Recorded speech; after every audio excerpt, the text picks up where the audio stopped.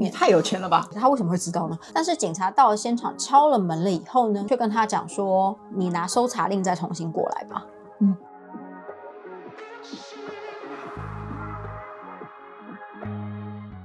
欢迎来到嗨day，我是台湾妞，我是邢娜。今天又到社会时事议题的单元，今天来跟大家分享的有钱人的失踪案。2014年的4月13号的时候呢，有一名男子打电话跟警察报警说，他的岳父已经消失了很多天了，联络不上，所以请警察协助搜寻。这名男子呢，他有先去岳父的家拜访，岳父是自己独居，他的车子在，照理说他人应该在家，但是他又不在家，电话也不接，讯息也不回。最奇怪的是，他的车子通常都是停得好好的，但是那天呢，他的车子只进去了一点点的，然后歪斜的。他说这一切都不像岳父平常的作风。以上种种迹象都让他觉得这一切非常的奇怪，因为他的岳父呢，算是一个有钱人，不算那些不动产，他光现金就有8亿在他的账户里面。太有钱了吧？他为什么会知道呢？所以他担心会不会因为钱的关系卷进去什么纠纷之类的。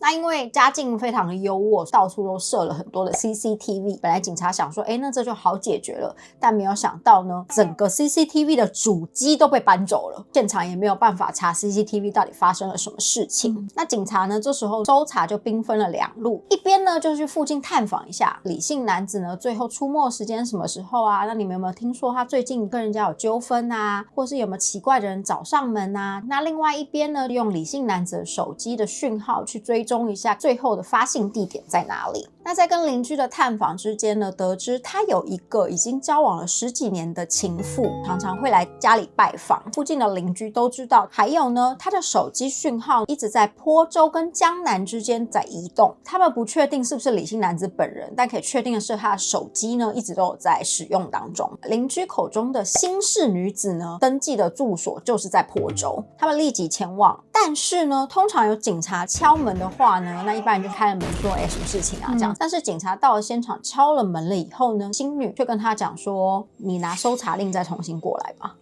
就连门都不开。有鬼吗？就一定有鬼那问题就在这个新女身上了，所以呢，警察就开始调查附近的 CCTV。那先调查报案的前后的这几天，但是呢，都完完全全没有看到李男的行踪。其他的警察也没有闲着，既然说他是有钱人嘛，账户上面一定会有所动静。发现在报案的前一天呢，有人用他的信用卡做了小额信贷，贷出来了1400万韩元，账户里面有6亿现金。对啊，何必要带这1400万呢？他们就认定了这一定是嫌犯所为了，调了 CCTV， 却是一个20岁的年轻女子在领钱，领出来1400万现金以后，他要用现金存款存了600万到了一个户头里面去。那因为警察只靠一个 CCTV 是没有办法查出来这个女生的身份的，所以他是用账户的账号去查出来了一个20多岁的日本籍女子收到了那600万的金额，他们就立即追查。但是这女生呢，她不住在韩国，没有居住地，已经出境韩国了。可是她买的是来回机票，所以警察就判定说过几天她会再回来。在她回来之前呢，先不要打草惊蛇，继续再搜查李男的下落。他们就折回去继续看新女家的 CCTV。本来是查了报警前一天的 CCTV， 他是4月13号报的警，查了4月12号的时候呢，并没有看到李男的任何下落。他们就再查了4月11号，终于查到了3名壮硕的男子扛了一个很大的黑色提袋，我们去东大门看到人家批货的那种，就是很大，然后下面会有4个轮子的那种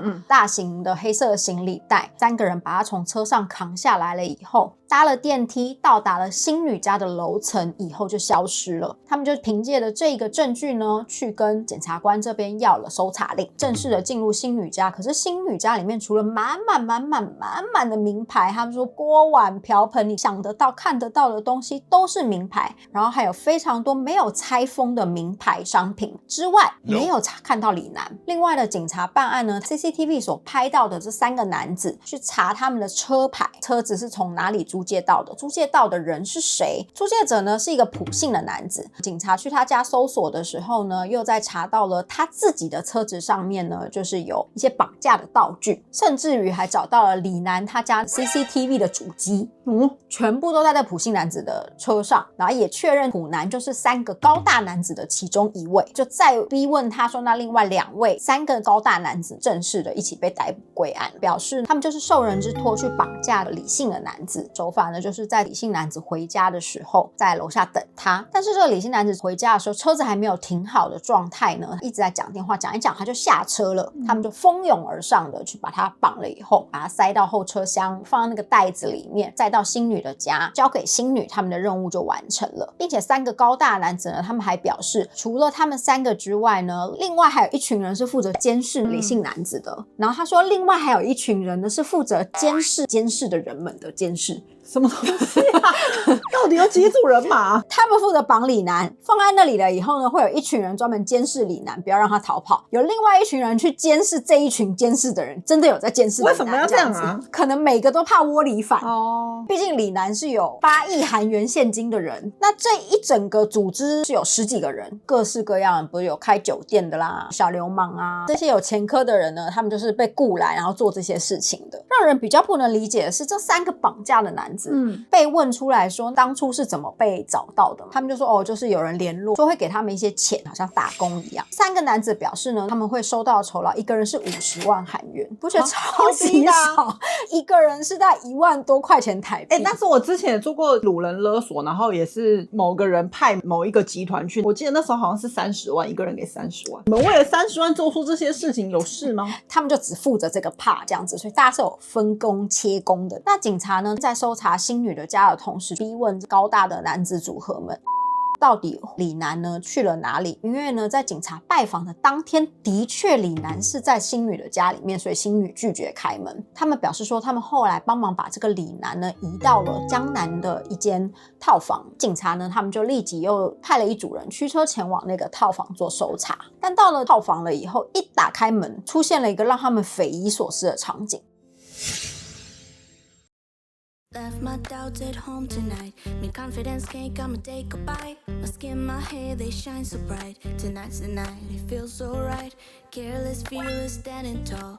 Limitless and powerful. Stronger than I've been before. I'm here to hit the dance floor. Baby, you don't know it took some time for me to feel right. For me to feel like I got my satin dress on, you know it.No one's gonna stop my dancing feet. I'm on it, iconic. Got my body moving to the beat. 泡泡恰恰已经在台湾、韩国各通路上市喽，详情请看下方资讯栏。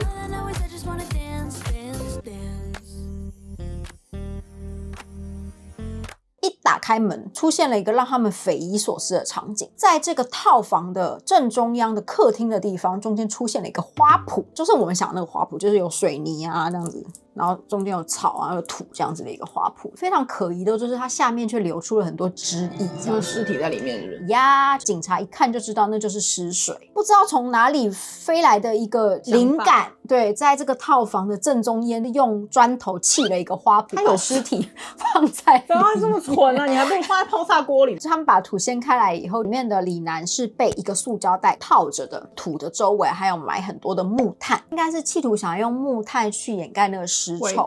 土跟砖头呢，想要掩盖它腐败所流出来的东西，但是并没有成功。他应该要去学那个，怎么这么蠢啊？行李箱风干在阳台的对啊，或是泡菜瓮里面。对。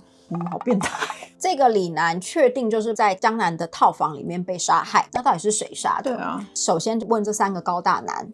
他们都表示说没有，他们真的就是在星女家呢就放了李男走了以后，他们就再也没有处理这件事情了，他们没有杀害这个男子。所以警察他们又开始查 CCTV， 的确这群男子他们移动了李男呢到这个江南的套房了里面，他们的确放了以后就走了。过了一阵子之后呢，来这个套房的是那个新氏的女子，待了3个多小时了以后就离开了。过了一阵子他再回到这个套房，然后你知道韩国他们的外送是非常的发达的，包含你到附近的超市啊，或是附近的大卖场，你如果买了比较重比较大量的东西，他们也都会帮你外送到家里。星女在家里面的时候，门口就送来了水泥啊、砖头啊。他们继续看这 CCTV， 发现这个砖头跟水泥呢，大概这2天中了2-3次，就是一直陆陆续续可能用不够还要补货这样子。后来发现呢，其中有一次补货的居然就是之前 ATM 那边领钱的日本籍女子。那个日本籍女子也差不多快要回国了，所以他们就在等她回到韩国了以后呢，把她逮捕归案，跟她讲说他们现在手头上有什么样的证据，要她交代出来，到底她跟李楠是什么关系，她跟整个案子到底是扮演什么样的角色。日本女子很快就承认了，当初呢，她就是负责带着李楠的手机跑来跑去的，所以才会出现了坡州跟江南这两边都有信号的这个部分。江南的那间套房的名字其实就是在这个日本女子的名下，所以那个房子其实是她的。那这个日本女子到底是谁？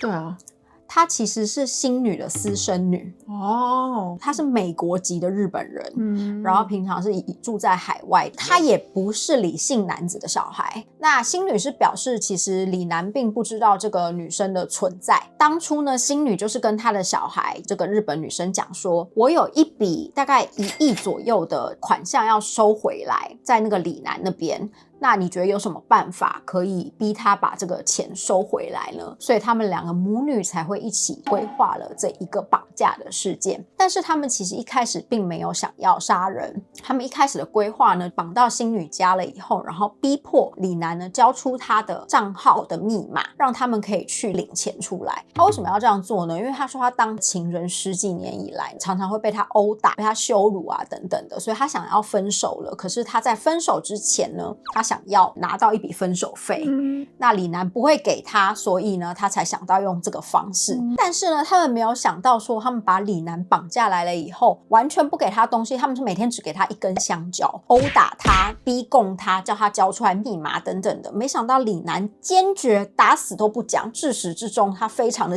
坚决的态度，问不出任何可以从他身上领出钱的方法，最后呢才会杀了他。但是至始至终，这个星女她都没有承认是他杀了李楠这件事情，他就只是讲说他没有想要杀这个李楠啊，是因为你们开始查案，所以我才会移到江南啊。可是 CCTV 都有这些水泥这些的证据，他就说不是我杀的。最后呢，警察问他说，是不是你女儿跟你一起犯案的？不是你杀的，所以是你女儿跟你一起杀的吗？警察变成用这样的问话方式，他可能就避免整个案子会波及到女儿，他才说是他单独把那个李楠给杀了，他最后才承认这件事情。至于他刚说的10几年以来，他就说他一直是性奴隶啊，其实警察是保留的态度，因为李楠已经死了，就是死无对证。但是他说的这个性奴隶呢，其实10几年以来他并没有什么就医记录。然后外加呢，住宿的地方我们刚刚不是讲非常奢华吗？看起来他可能就是比较重视物质，所以从李楠那边应该也拿到了不少的物质方面的赞助。他讲说自己受虐的部分呢，有可能只是一个说辞。最后呢，这个新式的女子呢，她被判了30年的有期徒刑。那她其实年纪已经50几岁了，所以应该就是会关到很老。日女呢，她被判了10年的有期徒刑，算是共犯的。那其他我们讲的那些有收钱做的罗罗们呢，他们都被判了各自3到5年不等的刑期。所以那个日本女儿是在韩国这边。对，但这件事情呢，让人家比较唏嘘的事情，就是妈妈居然找女儿一起犯罪。对啊，通常妈妈都会避免让小孩子卷入这种，但妈妈为了钱，对，居然唆使了女儿一起，可能觉得不会被抓吧？怎么可能不会被抓？不知道，把一个花圃弄在客厅但最后也是因为要保护女儿，所以才自己套出来啊。对啦，可是他把一个花圃弄在客厅，也是蛮蠢的。把一个花圃放在客厅，这真的太荒谬了。总而言之呢，以上呢就是这次所为大家准备的客厅花圃案。那如果喜欢我们的分享的话，记得订阅我们的频道，还有 Day 看小铃铛，我是台湾妞，我是娜，拜拜拜。